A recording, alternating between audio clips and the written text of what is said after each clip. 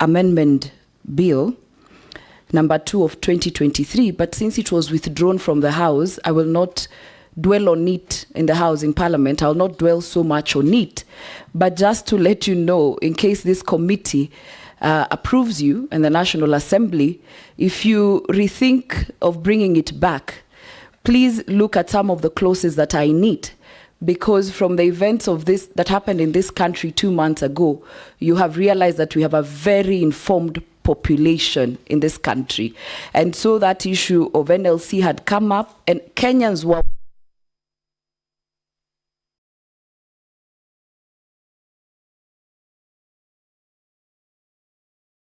issues of land, and you know how land is emotive. The second thing that was on it that Kenyans raised was the issue of inserting a new clause which will force freehold land owners, property owners who enjoy free ownership for perpetuity and can use the land for any purposes, to pay land rate. You know, that was just a comment since it has been withdrawn. So to my question, one, who is a cartel? Every CS nominee talks of a cartel. I want you to explain to this committee your definition of cartel. The second question is the whole issue of the housing levy. By April 2024, the government had collected in excess of Kenya shillings 34 billion. How many houses can you confidently say have been constructed and completed as we speak? And lastly, with the Finance Act having been declared unconstitutional, I think yesterday, do you understand its import on the housing project, and what next if this committee then finds you suitable to hold that office? Thank you. We'll take another. Nelson. Thank you, Honourable Speaker. Mine is actually very brief. Affordable housing is one of the key pillars of Kenya Kwanza administration. In fact, the president has been many times quoted as saying it was a deliberate way of creating employment. I want to ask you, Honourable nominee, how many young people have been employed by this program? And number two, do you think this program is sustainable, and is it working? Go ahead. Thank you, Honourable Speaker. I think it is important that even though Honourable Lesuda has not come by way of a question, for me to make one or two clarifications in respect of the authority and the mandate of the National Land Commission. Because many times there is misinformation or misunderstanding of the mandates. And I believe that there is no misunderstanding between ourselves and the National Land Commission. Sometimes it's just propaganda. If you look at Article 67, the functions of the National Land Commission are to manage public land on behalf of the national and county governments.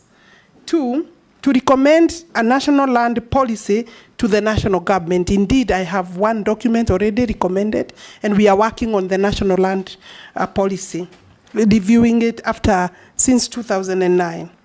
The review is supposed to take place every 10 years. Then to conduct research related to land and use of natural resources and make recommendations to appropriate authorities. To initiate investigations on its own motion, that's regarding complaints, historical injustice, and all that.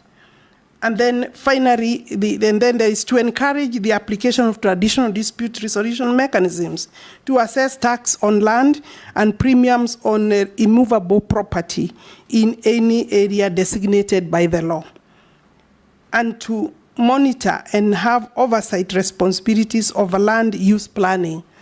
So I believe that the bill, one of the bills was Honourable Leader of Majorities, and the other one was my bill. There was the very sticky issue that was floating around, which was actually an incorrect position, that we had planned to change freehold title to leasehold titles. One, it is practically not possible within the law for me sitting as a minister or any of my officers to change land tenure from one regime to the other, meaning from leasehold, freehold to leasehold. But with the application and consent of the owner, it is possible. So there was no provision that we had brought to do that. What raised maybe concern is the proposal to levy some charge or some fee on freehold ownership within our cities. Let me clarify again. The levy that we had proposed in the bill that was withdrawn was levy on freehold land within cities. So far, by the description of cities under the Urban Areas and Cities Act, we have Nairobi, Mombasa, Kisumu, Nakuru, and Eldoret is soon coming on board because it has been approved. So 5 cities. But the... Chair, sorry to interrupt the CS, but because we are a House of Records, and she has mentioned a bill that I have sponsored, which what she has said is not accurate. The bill that I had sponsored initially is what then became the Owen Bayer bill, amending the National Lands Commission Act on Section 14 and 15 of the National Lands Commission Act to vest powers to the NLC Act. What Honorable Lesuda was asking is regarding the bill of the Land Amendment Bill number 2 of 2023, which I withdrew, which came from which the was ministry. our bill, yes. And the issue she has raised is the issue of rates on freehold land. And in the bill again, it was not clear whether it was in cities. It is actually the Committee on Lands of the National Assembly that in their report proposed that you limit that to cities. So I think is good. Yeah, the process was ongoing. I agree and I accept. What came from the ministry is not what you are saying. The bill was ours, but there were many proposals to amend even that bill. And so far, maybe the argument is, I'm making this for clarification, that there was no proposal for rates because rates are not payable to the national government or the Ministry of Lands. Rates are payable to the county governments, and they are doing their own review of rates. We were proposing a levy or a charge on freeholds because freeholds within the cities then therefore are enjoying facilities and they are paying nothing.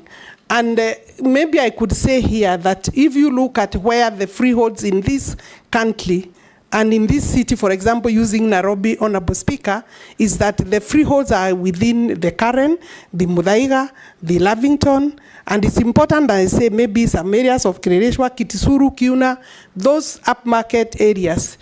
Why? I think it was a skewed way of raising tax against some people and not everybody. So that if you go to the whole of Eastland and the Southlands, then you will find that, you know, areas of all these areas, you know, that I haven't mentioned, they are paying rates and they are paying land rent, both.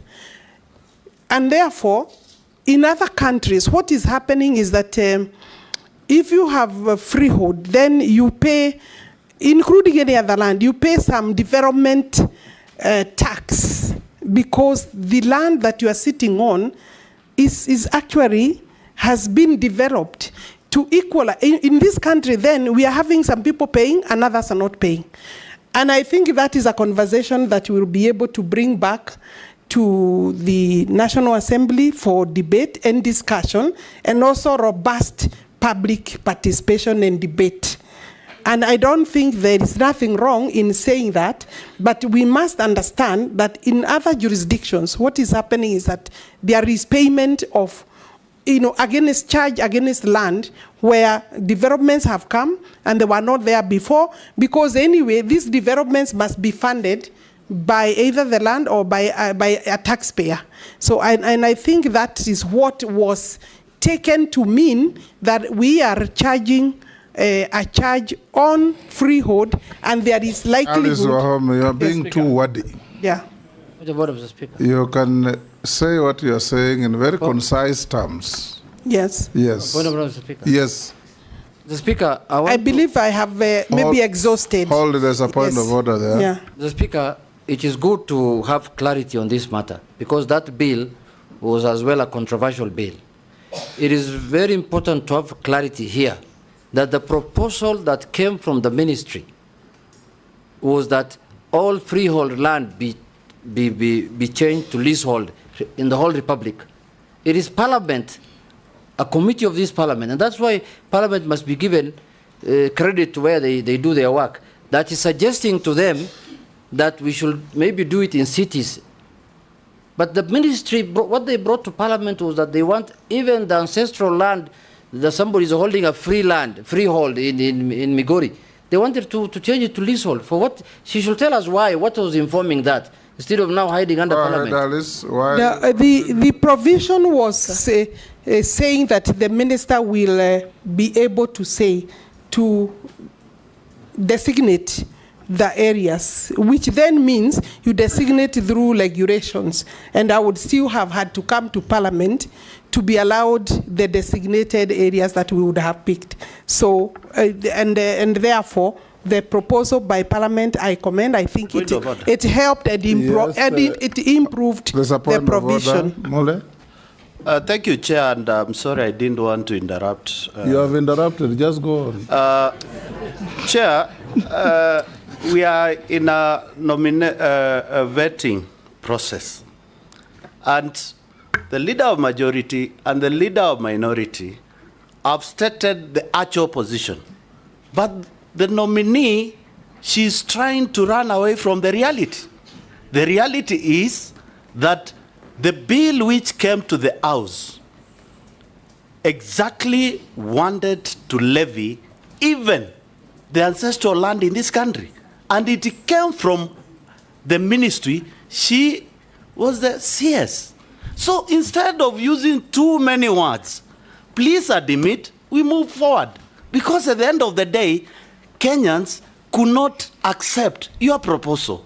And it came from you.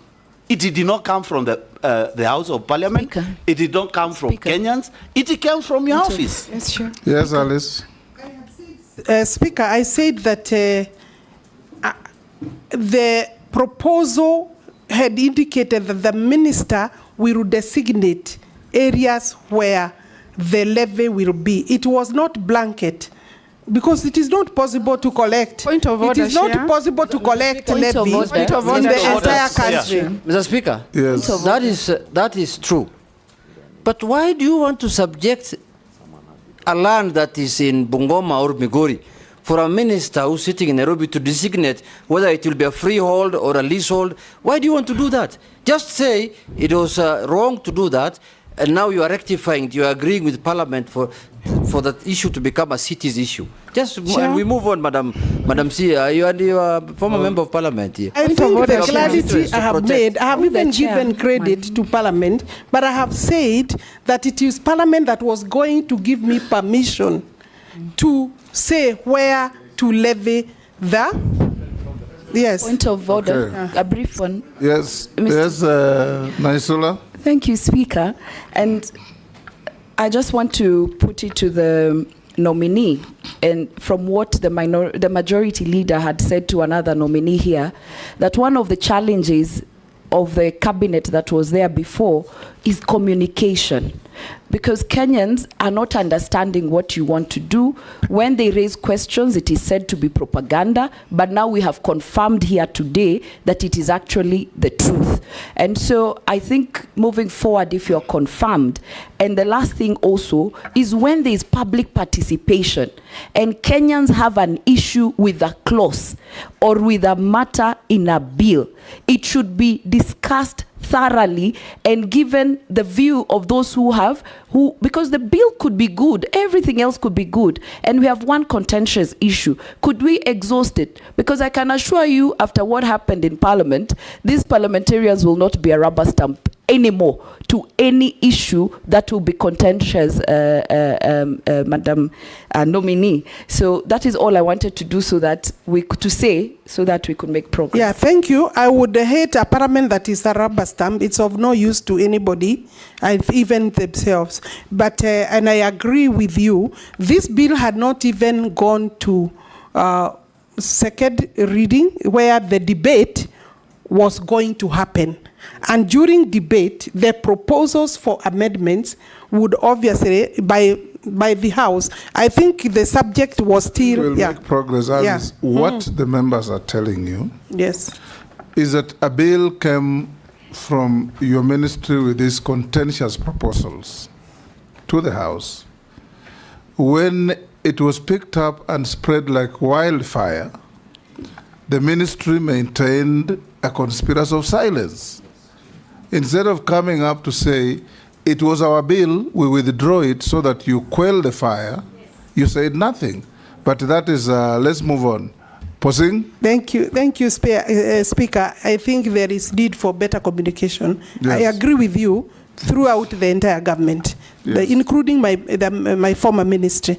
Yes, Honourable even Speaker, His yes. Excellency the President has said, lamented, that one of the weaknesses in the government is poor communication. You are doing good things which nobody knows. And when you do bad ones, you don't own up. Questions on housing levy. Okay. Yes, Point of order, Speaker. We proceed thank to you, the Speaker. housing levy Point of question. order. I was asked by Honorable Koech how many people or youth we have employed under the affordable housing levy program. I want to confirm that